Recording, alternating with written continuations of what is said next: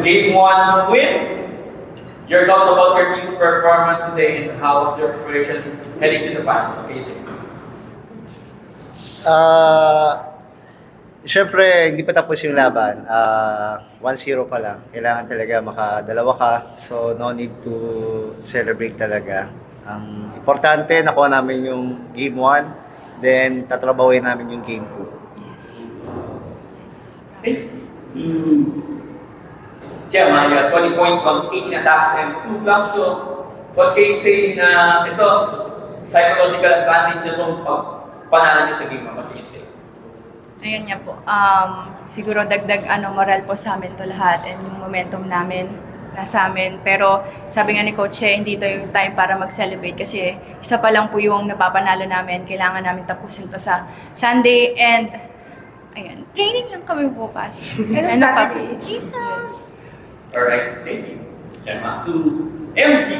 What can you say with this game 1 win? How important heading to the game 2, especially the capabilities of Chocomocho to fight back? Okay, say.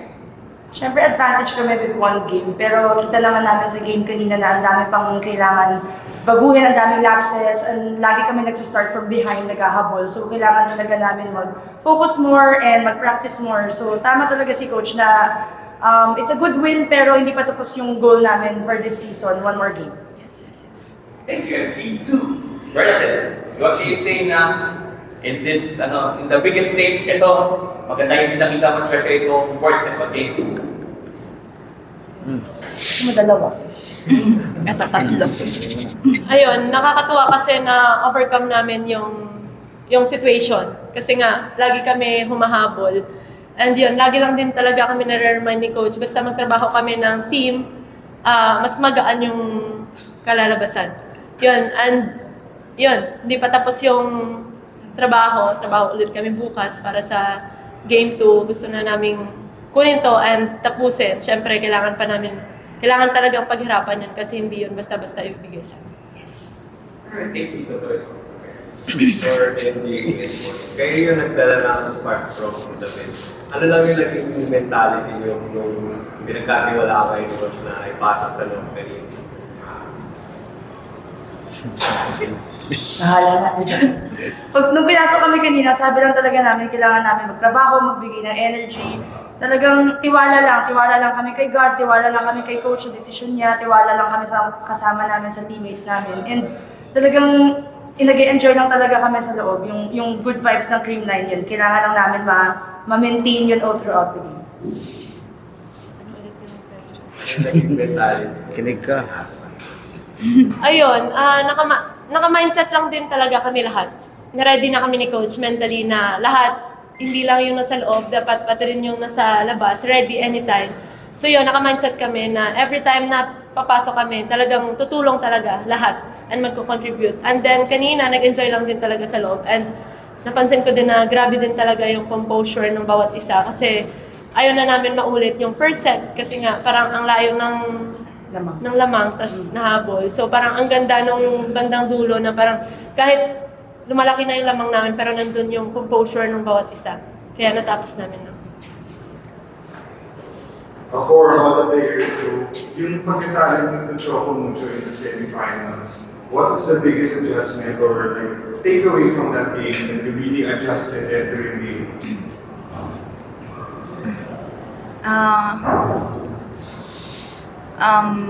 Maliban sa maganda talaga yung pinakita nila and may adjustment din silang ginawa against sa amin.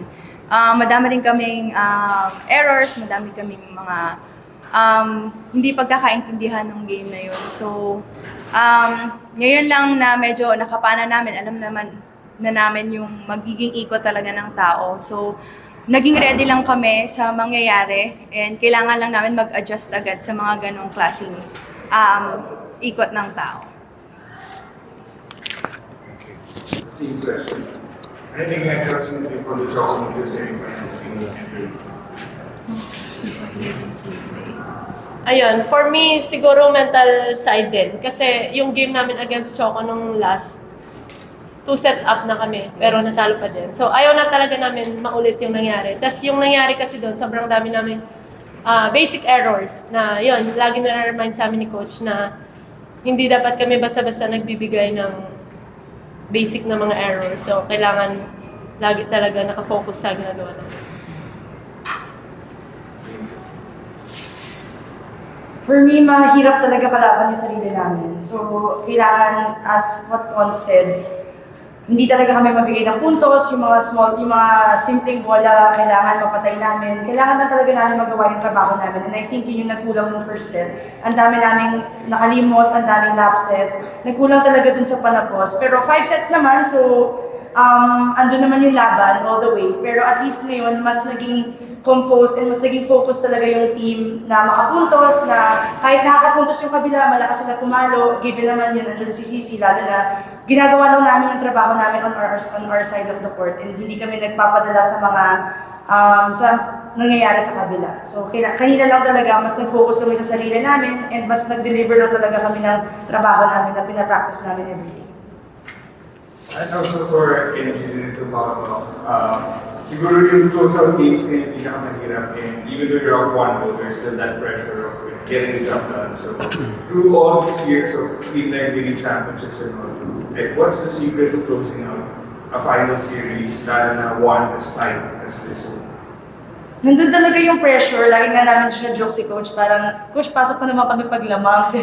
Pero andun talaga yung pressure, pero andun yung tiwala ni Coach sa amin. And yun yung magpupush talaga sa'yo na gawin mo yung trabaho mo, gawin mo yung best mo. Lalo na yung tiwala niya kay Mafe na parang breakout season pa lang niya recently. So, ang laking bagay talaga na andun yung tiwala sa'yo ng team, tiwala ng coach, yung pressure nandiyan na talaga yan. So, kailangan lang talaga namin mag-focus and lumaban. Hindi naman lahat magagawa namin or hindi naman lahat mapupuntos mo. Pero you just have to do your best. Yun lang talaga yung mentality namin makapasok kami dalawa ni Mafe. Given na papasok kami ng crucial, gagawin lang namin yung best namin. Okay. For coaching the players, pumasok na lang po sa isip nyo na this would be yung game championship na ng Dreamline and you're just a game left para makabot yun. Parang anong pumapasok sa isip nyo kapag naisip nyo? Actually, hindi ko pa nga iniisip kasi talagang wala namang nag-champion sa 1-0. So, ang iniisip ko nga yung isahin namin bukas eh. Anong oras? No, 10-1, sorry. Oh, okay.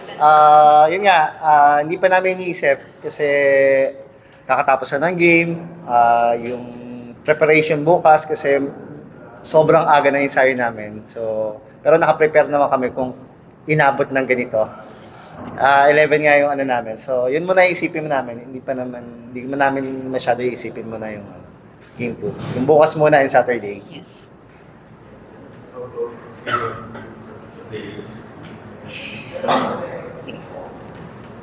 Actually, same naman. Yeah.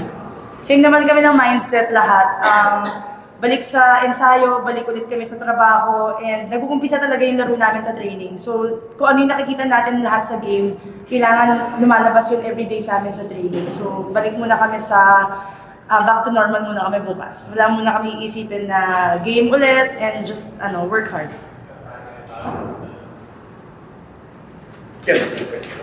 Same question. Okay, your answer. Okay, same. Sorry. Alright.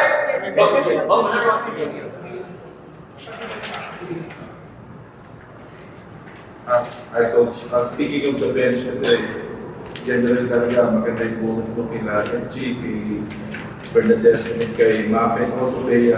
So will this be a regular game pagdating sa game and the rest of the series? Naano nga ako bago mag-start yung game, talagang nirevent ko naman sila. Yung talagang bench ang magpapanalo today. So, nagkatotoo nga. So, kasi alam ko naman yung Choco, talaga yung sistema nila talaga nandyan palagi. Number 1 kay coach dati yung mag-stop ng player. So, yung bench namin talagang nandyan palagi yan. Sabi ko nga teamwork yung magpapanalo sa atin. Hindi lang isa, dalawa, tatlo, talagang lahat yan mayroong role. So, tingin ko yun yung nagpanalo today. Yung teamwork ng isang team. Pero totoo, sinabi talaga ni Coach yung before ng game. Yeah. Amazing. Yeah. Kopete ka.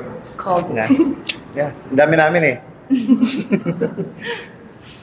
Congratulations! Thank you.